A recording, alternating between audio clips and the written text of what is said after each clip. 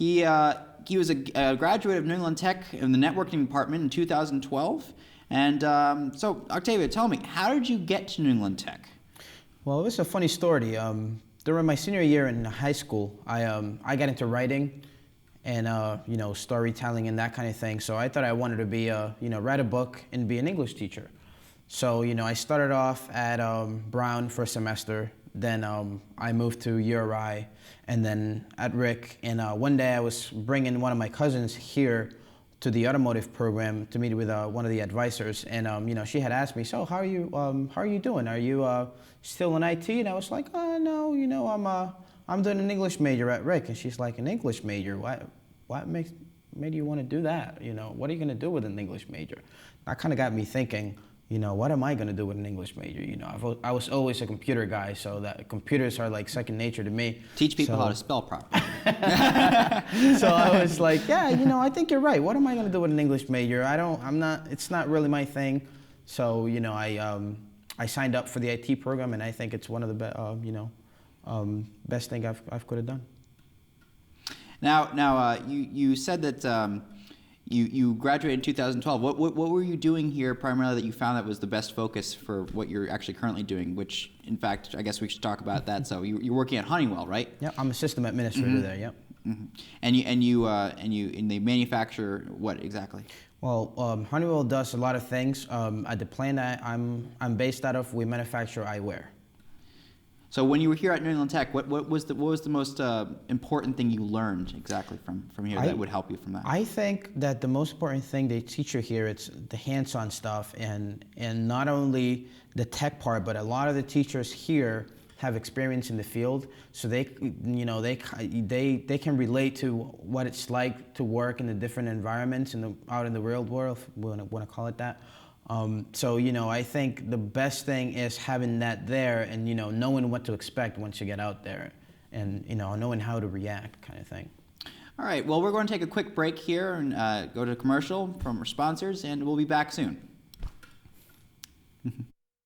Jack Link's Beef Jerky presents Messin' with Sasquatch.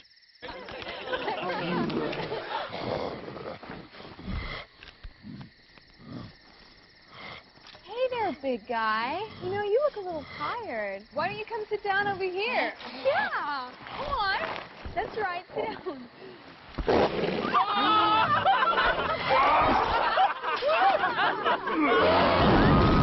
down. Jack Link's Jerky. Feed your wild side. So your policy looks good. Is there anything else? Why'd you buy my husband a Falcon? Thanks for the Falcon. I didn't buy anyone a Falcon. Sure you did. You saved us a lot of money on auto insurance. I used that money to buy a Falcon. Ergo, you bought me a Falcon. You should get a Falcon. Most people who switch to State Farm save on average about $480. What they do with it, well, that's their business. Oh, that explains a lot, actually. Another reason people switch to State Farm. I could have got a Falcon. Get to a better state. All right, so we're back here with my guest here, Octavio, at the Who's That Person show. And so, Octavio, what exactly are your plans for your future? Well, recently in September of last year, I opened up my own business. It's called Ergobit Tech Solutions, and we pretty much, our slogan is solutions that fit your needs and your budget. So we pretty much are trying to offer, the best quality service, computer-based service at an affordable price. So, in the future, I plan to expand my company and, explore that area. Now, have you actually applied for a specific type of company, like an LLC? Have you actually? We're in the process. We're in the process, and in my team, there's 2 New England Tech graduates. You know what they say about New England Tech graduates. I didn't think it was true until I got out there. You're either working with one or competing with one, and at least in my field, it's kind of like that. When I'm currently working, there's 7 of us from New England Tech, so So in-home competition. Yeah. Interesting. So you haven't actually filed for anything yet. So you're planning on, who are your clients exactly as of right now? Well, as of right now, it's mostly home users. People that break their laptops or people that want a website for small businesses. We're planning on expanding onto more of small businesses, bringing IT support and website managing and design for those type of people.